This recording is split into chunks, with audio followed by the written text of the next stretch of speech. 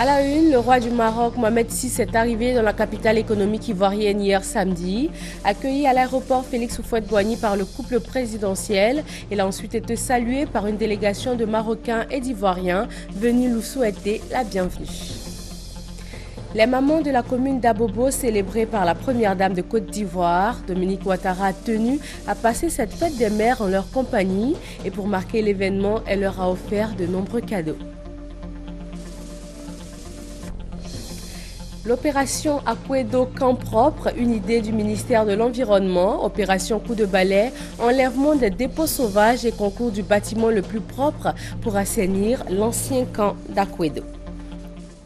Bonjour et bienvenue à vous dans ce nouveau journal sur RTI 1. Il est avec nous sur ce plateau M. Gervais Koulibaly, vice-président de la Commission électorale indépendante CEI. Avec lui, nous allons parler de la révision de la liste électorale pour le scrutin présidentiel d'octobre prochain. Et ce sera tout à l'heure, juste après le point de l'actualité. Le roi du Maroc est arrivé hier soir à Abidjan, une visite qui intervient seulement 15 mois après sa dernière venue officielle dans le pays. Mohamed VI a été accueilli par le président Alassane Ouattara et son épouse. Le compte-rendu est signé Jérôme Kofi Aboula. L'avion royal, le Boeing 747, à bord duquel Sa Majesté le roi Mohamed VI s'est immobilisé sur le tarmac de l'aéroport Félix Houphouët-Boigny aux environs de 18h ce samedi 30 mai 2015. Le roi du Maroc, de nouveau en Côte d'Ivoire pour une visite d'amitié et de travail, a été accueilli à sa descente d'avion par un grand nombre de personnalités ivoiriennes, avec au premier rang le président de la République Alassane Ouattara et son épouse. Après les honneurs aussi bien civils que militaires, suivis d'un bref tête-à-tête avec le président Alassane Ouattara, le souverain chérifien a eu droit à un bain de foule sur le parvis du pavillon présidentiel. Après quoi, Mohamed VI a pris la direction de sa résidence, sise à Cocody, toujours en compagnie du chef de l'État. Le séjour du roi marocain en Côte d'Ivoire, entre le 30 mai et le 4 juin 2015, sera, entre autres, marqué par la signature de plusieurs accords bilatéraux. C'est la troisième visite du genre en 3 années consécutives, soit une visite tous les ans depuis 2013. Comme le dit l'adage, jamais 203. Mais au-delà, une certaine complicité à travers ces visites dont seuls Mohamed VI et Alassane Ouattara ont le secret. Les deux hommes d'État n'ayant de cesse d'œuvrer pour faire de leurs deux pays l'exemple de coopération sud-sud pour le bonheur des Africains. Revenons sur cette arrivée à l'aéroport Félix Houphouët-Boigny du souverain chérifien. Vous l'avez vu, Ivoiriens et Marocains étaient présents pour lui dire bienvenue en Côte d'Ivoire. Thomas Guessambi. Visite de Sa Majesté Mohamed VI, roi du Maroc en Côte d'Ivoire. La 3e sous la gouvernance ouattarassienne. Cette fois, tout se passe dans un silence royal. Fait plus de gestes et de mouvements. La sécurité marocaine, dress code, costume sombre, code de communication, moins de verbes. Le roi arrive, on ne doit rien négliger. En tout cas, rien de ce qui doit l'accueillir et le recevoir. Le 3e voyage du roi en Côte d'Ivoire. Quelle signification? Officiel marocain, on imite de Conrad le silence prudent. Mais de l'autre côté, où 2 jeunes communautés marocaines et ivoiriennes attendent l'arrivée du roi, il y a une signification. Nous, on est très heureux, le corps rempli de joie de le recevoir ici. Chaque moment qui vient, c'est un honneur pour nous. Et puis c'est un bonheur de l'accueillir. On est venu pour voir le roi, parce qu'au Maroc on voit le roi, c'est ça.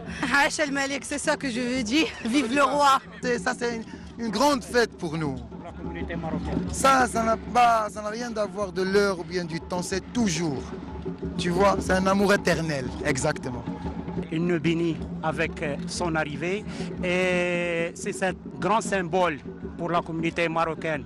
Une autre signification, et non des moindres, d'un témoin de l'histoire. Ça fait 3 fois qu'il vient, est-ce qu'on a besoin d'en faire un événement?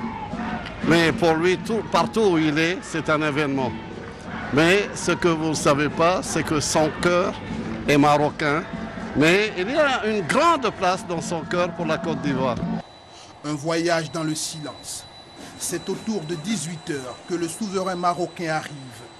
Quand il se signale au pavillon présidentiel de l'aéroport Félix Houphouët-Boigny, c'est aussi par des grands gestes, symbole de royauté, qu'il est accueilli par le président Alassane Ouattara et son épouse, assisté des plus hautes autorités ivoiriennes. Dans le silence royal, le souverain chérifien est arrivé. Dans le silence impressionnant et évocateur, le roi est accompagné pour prendre ses quartiers sur le bord de la lagune ébrayée. Aujourd'hui, 31 mai, c'est la fête des mères, un jour spécialement dédié aux mamans. Comme chaque année, la première dame de Côte d'Ivoire a célébré les mères. Et cette année, ce sont les femmes de la commune d'Abobo qui ont reçu la visite et les cadeaux de Dominique Ouattara. C'est un reportage signé Viviane Naïma. Si la première dame de Côte d'Ivoire, Dominique Ouattara, voulait célébrer dans la communion et la solidarité la fête des mères avec ses sœurs d'Abobo, elle a été comblée. Les femmes venues de tous les quartiers de la commune ont répondu massivement à ce rendez-vous. Comme à son habitude, la première dame est venue avec d'innombrables cadeaux pour ses sœurs d'Abobo. 5000 pagnes Uniwax, 1000 glacières, des congélateurs, des machines à coudre, des cannes anglaises, des tricycles et d'importantes quantités de vivres, le tout pour une valeur totale de 175 millions de francs, plus 5 100 000 francs en numéraire. Un déferlement tel de cadeaux qui a arraché au maire Adama Toungara ses phrases d'admiration et de reconnaissance. Femmes de cœur, en organisant la fête des mères ici à Bobo, vous donnez l'occasion à vos sœurs de se retrouver pour partager ensemble un instant de bonheur dont elles ont toujours rêvé. À travers ces femmes, ce sont des milliers de familles à Bobo que vous comblez, à qui vous donnez le sourire et semez dans leur cœur le grain de l'espoir en un lendemain meilleur. Vous êtes une maman exemplaire qui me plaît de magnifier au nez de populations qui vous disent merci. Merci pour votre constante sollicitude à leur endroit. Célébrées d'aussi belle manière par leur sœur, la première dame de Côte d'Ivoire, les femmes d'Abobo ont chargé l'honorable Touré Maïmouna de lui exprimer leur émotion et leur gratitude. La première dame, Mme Dominique Ouattara, pour nous, vous organisez cette fête des mères en nous offrant des pagnes, des vivres et des non-vivres. C'est un grand honneur pour nous, vous et votre époux, son Excellence, Monsieur le Président Alassane Ouattara. Nous ne vous trahirons jamais, Madame la Première Dame. Merci, Madame Dominique Ouattara, Madame la Première Dame. Merci, merci, Maman Dominique. Dieu vous bénisse. Les enfants ne sont pas demeurés en reste. Le Parlement des enfants, conduit par sa présidente Akafou Grace, lui a exprimé la gratitude des enfants de Côte d'Ivoire. Dieu, auteur de toute vie, accorde à notre maman ta constante protection et ta bénédiction dans toutes ses œuvres. Accorde-lui une santé de fer pour qu'elle soit toujours là pour nous. La ministre de la Solidarité, de la Famille, de la Femme et de l'Enfant a saisi l'occasion de cette fête dédiée à la procréation pour inviter les femmes à un temps de réflexion. Cette année, mes chères sœurs, c'est une année électorale. Octobre 2015 est une grande échéance que nous préparons. Les paroles d'une femme sont puissantes sur le cœur de l'homme. Prenez-en conscience et osez parler. Pour bien parler, femmes de Côte d'Ivoire. Mes chères sœurs, je vous invite à œuvrer pour la réconciliation et la paix dans le pays. Combattons la violence, mères de Côte d'Ivoire. N'acceptons pas les compromissions qui malheureusement détruisent l'avenir de nos enfants et l'avenir de notre pays. Occasion de communion entre toutes les femmes, la première dame était heureuse d'être avec ses sœurs. Les artistes J.C. Pluriel, Anselme Sémine, Guess Bonsens, Afou Keïta assuraient l'animation musicale. Le dernier mot est revenu à la première des mamans de Côte d'Ivoire qui a souhaité bonne fête à toutes. Vous, mes chères sœurs d'Abobo, vous êtes des exemples de mères aimantes et courageuses qui travaillaient dur pour subvenir aux besoins de vos enfants. En cette occasion spéciale à toutes les mamans, je vous ai apporté des cadeaux afin de célébrer la fête des mères avec vous. À travers vous, mes chères sœurs, j'aimerais souhaiter une bonne fête des mères à toutes les mamans de Côte d'Ivoire. J'espère qu'elles seront choyées par leur famille, car elles le méritent bien. La fête a pris fin après que la première dame ait procédé à la remise symbolique des présents aux associations féminines de la commune d'Abobo. Restons dans la commune d'Abobo où l'association des femmes de Blancro a elle aussi célébré les mamans. Ami Koulibaly. Il faut finir ça et puis tu vas aller chercher de l'eau. Il n'y a pas l'eau. Finis vite. Être maman n'est pas de tout repos. Être maman, c'est être au four et au moulin. C'est participer au bien-être de sa famille, tout simplement. À l'occasion de la célébration de la fête des mères, les mamans de Blancro dans la commune d'Abobo-Ndotré égrènent leurs difficultés. Ici à Blancro, nos difficultés sont énormes, en ce sens que le quartier même n'est pas électrifié. Donc c'est à la lueur des lampes tempêtes, voire même des bougies, que nous aidons nos enfants. Et l'autre difficulté encore, il y a un problème d'eau. Donc il faut prendre des bidons, aller à des milliers de kilomètres. Ces mamans ne comptent cependant pas rester les bras croisés.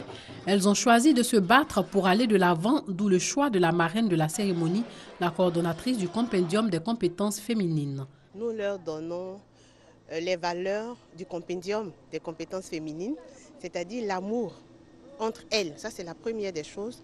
La solidarité, l'entraide et surtout l'audace et la détermination. Et aujourd'hui, c'est la fête des mères. C'est là où on célèbre le triple rôle des femmes. Elles donnent la vie, elles s'occupent de la vie. Elles ont le rôle social. Vous savez, quand il y a des décès, quand il y a des mariages, c'est encore les femmes qui sont devant. Elles ont le rôle producteur. Vous avez vu qu'elles sont dans tous les secteurs d'activité. Les mamans de Blancro ont plusieurs cordes à leur arc.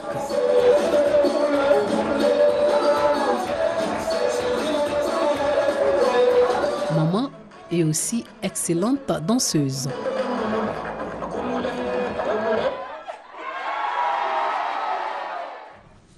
L'opération Akwedo Camp Propre, tout un programme initié pour assainir l'ancien camp d'Akwedo. Opération Coup de balai, enlèvement des dépôts sauvages et concours du bâtiment le plus propre. Il s'agit ainsi pour le ministère de l'Environnement de faire participer les populations à rendre leur cadre de vie plus sain et plus viable. Moussa Konaté. La gestion de la salubrité urbaine. Le ministre Rémi Alakwadio a procédé au lancement de l'opération Akwedo Camp Propre en invitant la population à un changement de comportement. Par rapport donc à la gestion, la propriété dans nos localités, nous avons trois contraintes. La première contrainte, la plus difficile, c'est le comportement des populations. La deuxième contrainte, c'est la capacité technique de nos opérateurs du secteur à faire ce travail. La troisième contrainte, c'est le financement. Je crois que par rapport à la première contrainte, qui est le comportement des populations, aujourd'hui, cette cérémonie marque un très grand pas.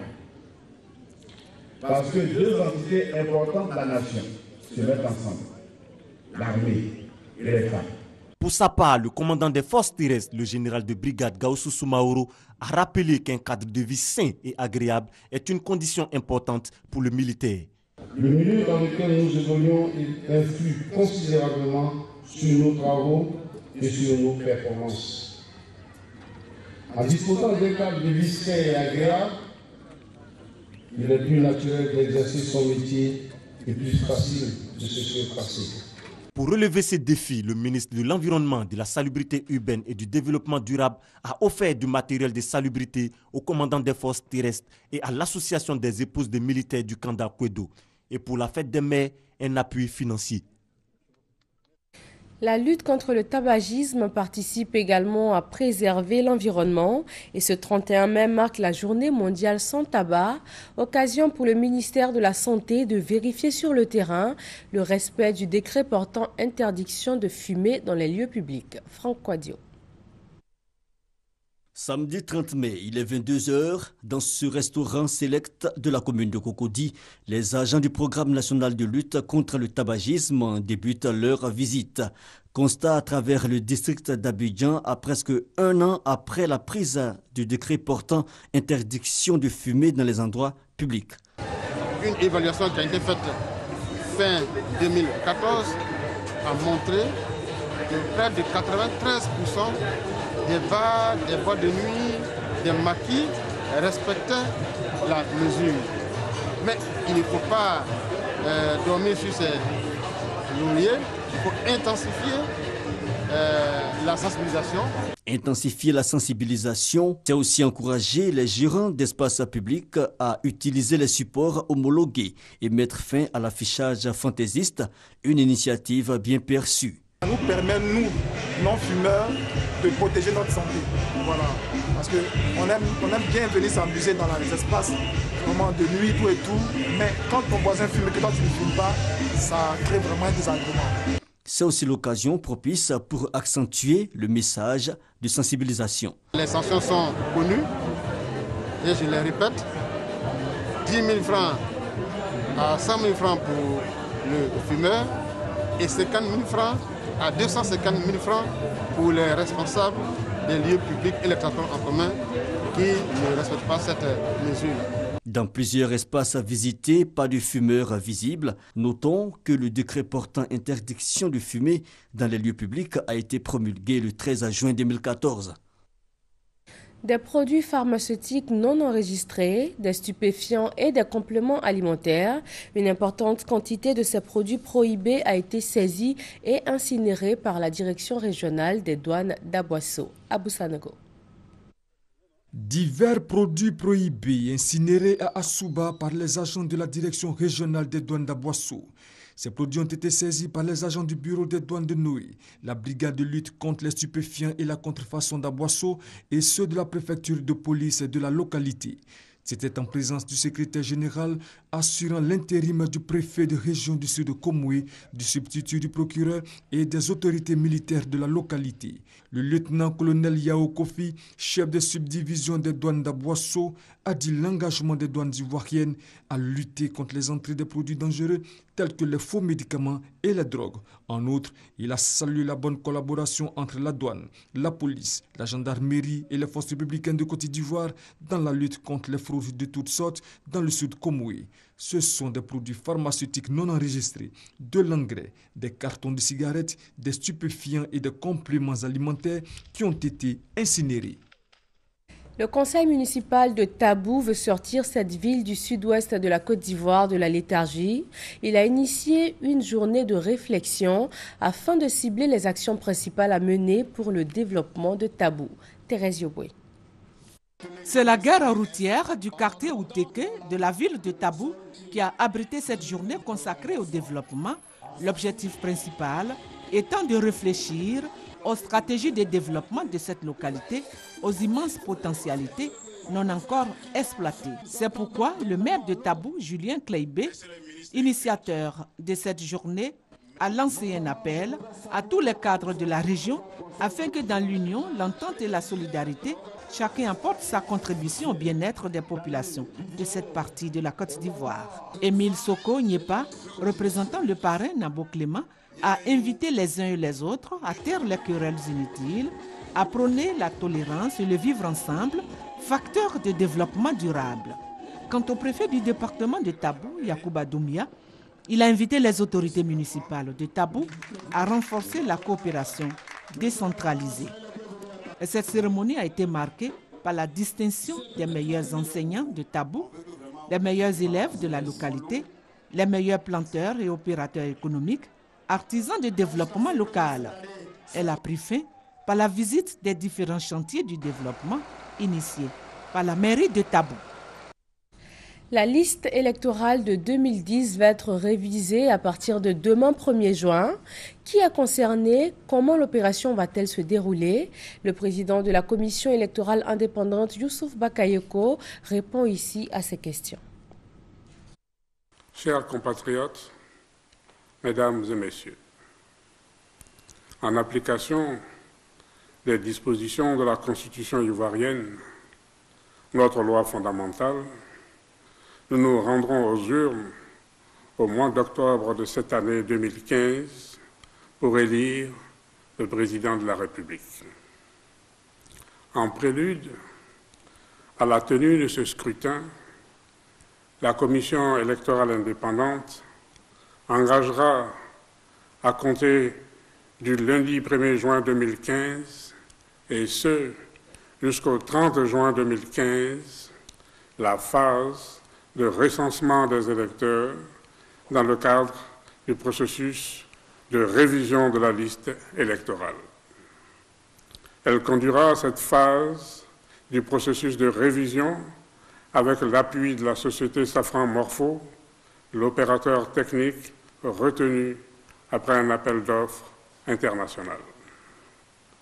Pour cette opération, 2000 centres fixes de recensement disposant chacun d'une équipe de 3 agents seront ouverts sur l'ensemble du territoire national, dans les chefs-lieux de région, de département et de sous-préfecture, ainsi que dans les communes. Ces 2000 équipes fixes seront soutenues par 500 équipes mobiles en vue de renforcer au mieux le dispositif de recensement. À l'étranger, 53 centres repartis dans 19 pays recevront les requérants de la diaspora ivoirienne. La liste des différents centres de recensement sera publiée dans la presse et pourra être consultée également sur le site Internet de la CEI. Elle sera affichée par ailleurs dans les locaux des préfectures, sous-préfectures, des conseils régionaux et des mairies. Les centres seront ouverts de 8h à 17h chaque jour, sauf les lundis. Je voudrais indiquer que cette opération concerne, premièrement, les personnes déjà inscrites sur la liste électorale de 2010 au nombre de 5 725 722.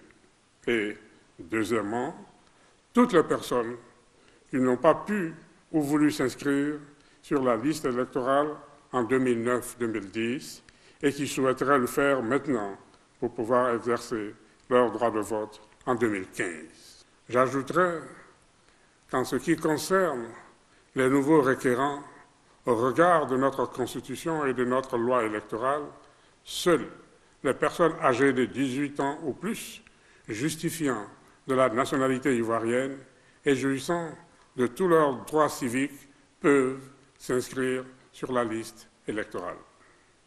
Par ailleurs, conformément aux dispositions du décret pris par le gouvernement en Conseil des ministres le 13 mai dernier, portant sur les modalités d'établissement de la liste électorale, les pièces à fournir par les nouveaux requérants sont les suivantes.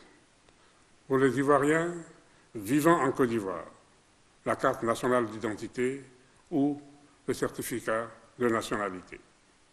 Pour les Ivoiriens vivant à l'étranger, la carte nationale d'identité ou le certificat de nationalité ou le passeport biométrique ou la carte consulaire. Je voudrais préciser en outre qu'en ce qui concerne les personnes déjà inscrites sur la liste électorale 2010, seules celles ayant changé de localité de résidence, ville, commune, quartier, et qui souhaiteraient donc changer de lieu de vote en 2015, sont appelées à se rendre au guichet de recensement le plus proche de leur nouveau lieu de résidence. Il en est de même pour les personnes ayant changé de nom, personnes nouvellement mariées par exemple, qui souhaiteraient figurer sur la liste électorale sous leur nom nouveau. Chers frères, chères sœurs, mesdames et messieurs, comme nous le savons, il n'y a pas d'élection sans candidat à choisir. Il n'y a pas non plus d'élection sans électeurs pour choisir ceux et celles qui devront assurer la gestion de nos affaires, ceux ou celles qui devront gouverner notre pays.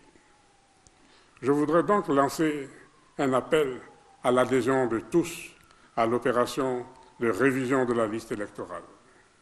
La phase terrain de cette opération, c'est-à-dire celle de la collecte des données des populations concernées, sera lancée officiellement le lundi prochain, 1er juin 2015, à Yamoussoukro, notre capitale politique et administrative. Il s'agit d'un droit et d'un devoir civique à exercer pleinement. Au niveau sécuritaire, toutes les mesures ont été prises par le gouvernement en liaison avec notre institution pour garantir le bon déroulement de l'opération. Présentez-vous donc à nos guichets de recensement en toute quiétude. Nos commissions électorales locales se tiennent à votre disposition pour vous fournir toute information complémentaire que vous pourriez souhaiter. Nous renforcerons également, au cours des prochains jours, nos campagnes de sensibilisation avec l'appui d'organisations de la société civile pour expliciter davantage les modalités pratiques du déroulement de l'opération. Comme je l'ai souvent souligné à plusieurs reprises, la prochaine élection présidentielle sera celle de la consolidation de la jeune démocratie ivoirienne. Chacun de nous est invité à contribuer à cette consolidation en s'inscrivant sur la liste électorale pour ceux qui ne l'ont pas encore fait. Nous vous attendons donc à nos guichets de recensement en Côte d'Ivoire et à l'étranger. Je vous remercie.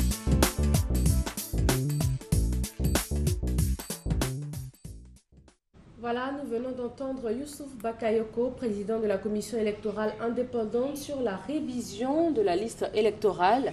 Et pour plus de détails sur le sujet, le vice-président de la commission chargé de la liste électorale, Gervais Koulibaly, est avec nous. Bonjour, monsieur Koulibaly. Bonjour, madame. Alors, nous sommes à 5 mois des élections présidentielles. La liste électorale de 2010 a besoin d'être révisée. Dites-nous pourquoi. Eh bien, la liste a besoin d'être révisée pour la mettre à jour.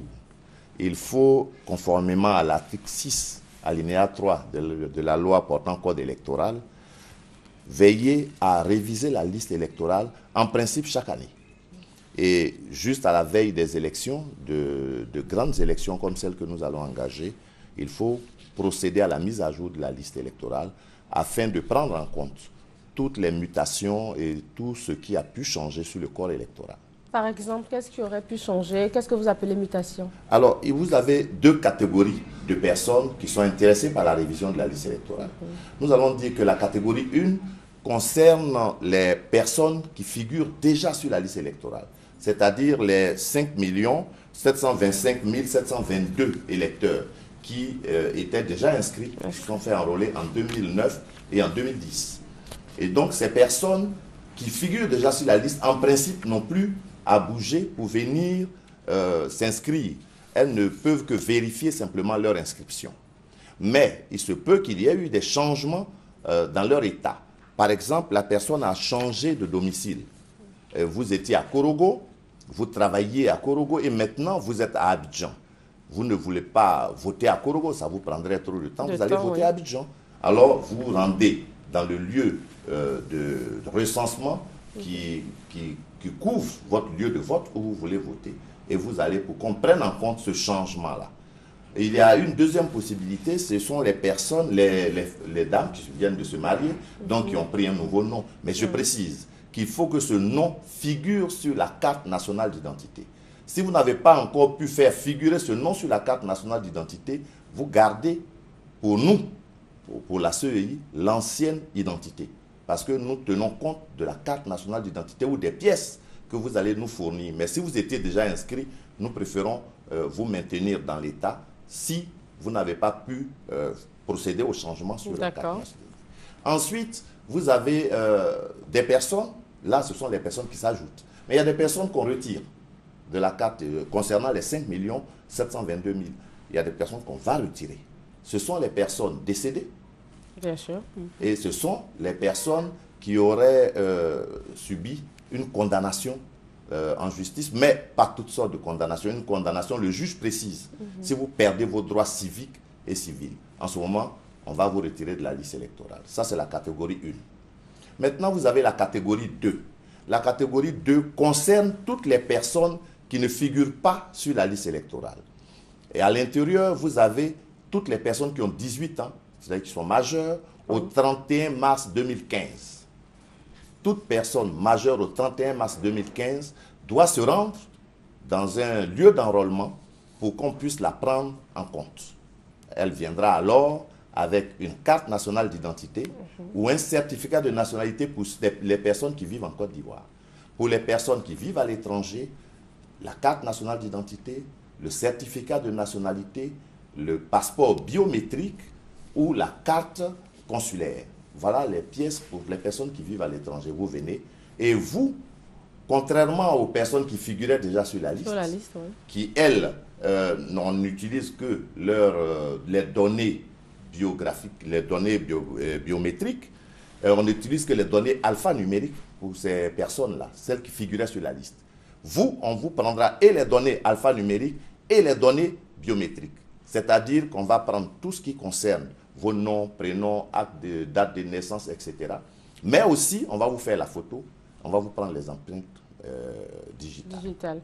D'accord. Vous avez dit plus de 5 millions de personnes qui figurent sur la liste de 2010. À combien vous estimez les requérants pour cette révision? Nous avons fait une projection de 3 millions. 3 millions de requérants que nous espérons pouvoir intégrer à la liste électorale. Et 3 millions de requérants, donc en cas de trop grande affluence par rapport à cette estimation, est-ce que le temps estimé du 1er au 30 juin pour cette révision pourrait être prolongé? Oui, nous avons prévu 2000 centres d'enrôlement. Les 2000 centres d'enrôlement, nous avons fait nos calculs, peuvent nous permettre de récupérer les 3 millions de personnes. Nous avons prévu aussi des 500 équipes mobiles qui vont nous permettre de corriger éventuellement les faiblesses sur la répartition des centres que nous aurions pu faire sur aucune œuvre humaine n'est exemple de faiblesse que nous aurions pu faire sur l'ensemble du territoire ivoirien. En Côte d'Ivoire, donc 2000 centres fixes et 500 équipes mobiles. À l'extérieur, dans 19 pays, nous avons donc 53 centres fixes pour les pays à l'extérieur. Voilà donc en ce qui concerne cette opération. Et je signale que l'opération, nous sommes accompagnés dans cette opération par un opérateur technique qui est Morphosaf. D'accord, nous allons revenir à votre opérateur technique, mais je veux dire, donc, toute prolongation est exclue. Nous ne prévoyons pas de prolongation et je vais vous expliquer pourquoi. D'accord. Nous commençons donc l'opération demain lundi. Demain le 1er. Et nous devons terminer le 30 juin. Et ça, c'est la collecte des données sur le terrain en Côte d'Ivoire. À l'extérieur, nous commençons le 7 et nous finissons aussi le 30 juin.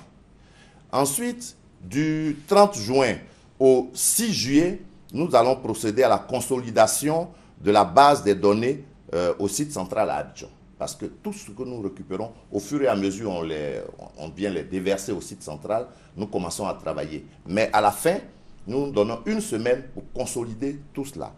Et du 7 juillet 2015, le 7 juillet 2015, c'est la fin de la consolidation. Et nous allons procéder du 15 au 21 à la production des listes d'affichage et des listes de validation de la liste provisoire. Nous allons donc produire cela ensuite du 21 au 24. Nous nous redéployons sur l'ensemble du territoire pour les afficher.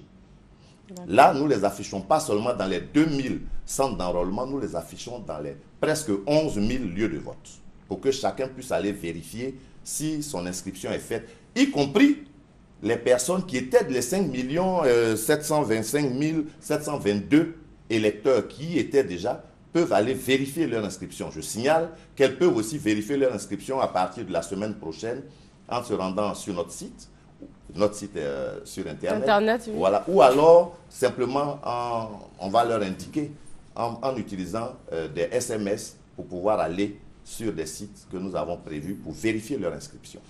Je poursuis donc notre chronogramme. Alors, quand nous avons prévu la liste provisoire du 15 au 21, nous l'affichons, et du 21 au 24, non, c'était du 21 au 24 que nous l'affichons. Oui. Et le 25 juillet, du 25 juillet au 3 août, c'est le contentieux de l'inscription.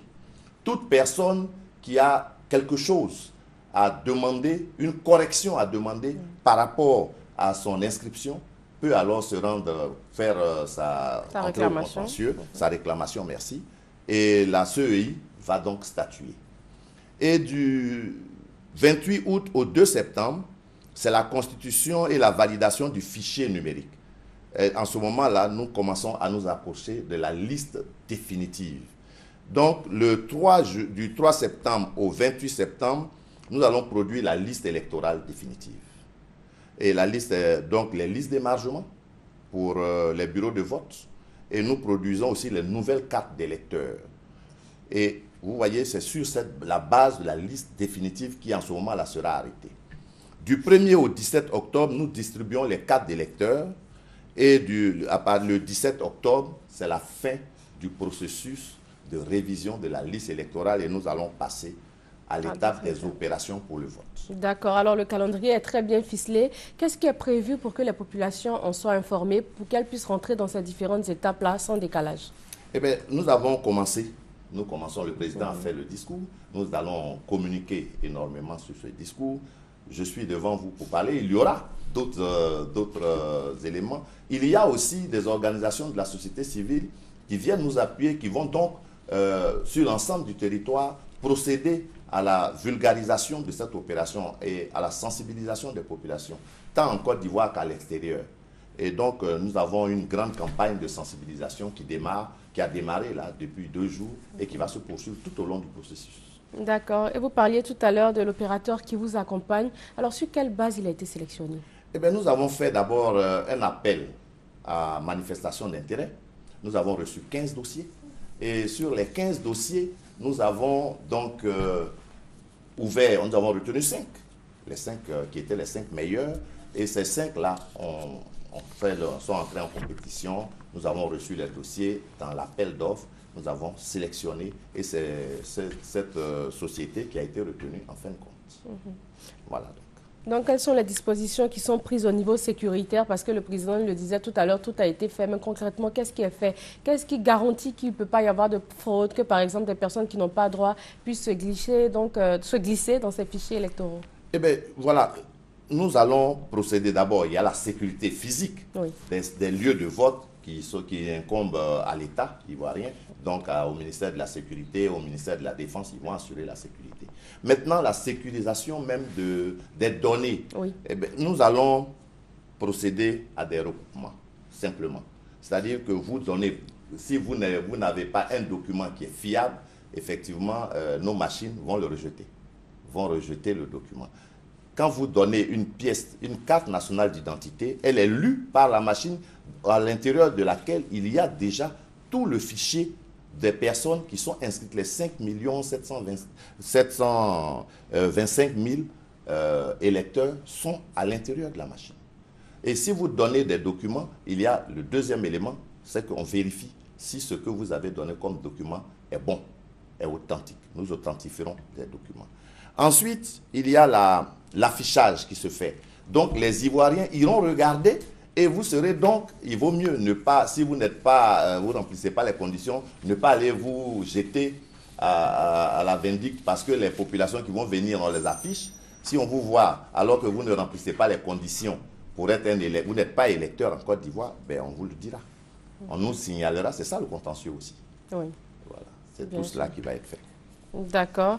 Alors, on a parlé aussi des conditions pour venir se faire enrôler. On a parlé des pièces à fournir, la carte nationale d'identité notamment. Si on n'a pas cette carte nationale d'identité, vu qu'on vient d'avoir 18 ans, comme vous le disiez, qu'est-ce qu'il faut fournir?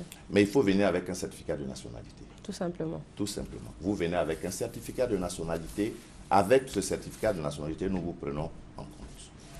Je voudrais signaler que, contrairement à la dernière fois, parce que nous avions une opération en 2010 qui était une opération couplée identification et révision de constitution de la liste électorale.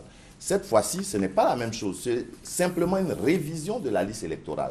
Alors, quelquefois, nous avons des questions relatives à l'identification. Cela ne relève pas de la commission électorale indépendante. La commission électorale indépendante est chargée de constituer une liste électorale. Elle n'est pas chargée de donner des cartes nationales d'identité aux Ivoiriens. C'est vrai que nous utilisons les cartes nationales d'identité, mais nous ne les produisons pas. C'est l'ONU qui est chargé de cela, c'est l'État ivoirien, le gouvernement qui est chargé de cette opération. Je voudrais qu'on le signale et que nous, on ne vienne pas nous demander de fournir des cartes d'identité. Ce n'est plus la même opération. D'accord, je vous remercie, M. Gervais Koulibaly. Je rappelle que vous êtes le vice-président de la CEI, chargé de la liste électorale. L'opération de révision va donc se dérouler dans tout le pays, aussi à l'extérieur, à compter de demain, 1er juin, jusqu'au 30 juin. Oui, absolument. Merci, et M. nous invitons les Ivoiriens qui ne sont pas sur les listes à venir se faire enrôler. D'accord, merci beaucoup, M. Koulibaly. Cet entretien est terminé, le journal aussi. Merci à vous tous de nous avoir suivis et surtout restez sur RTI1.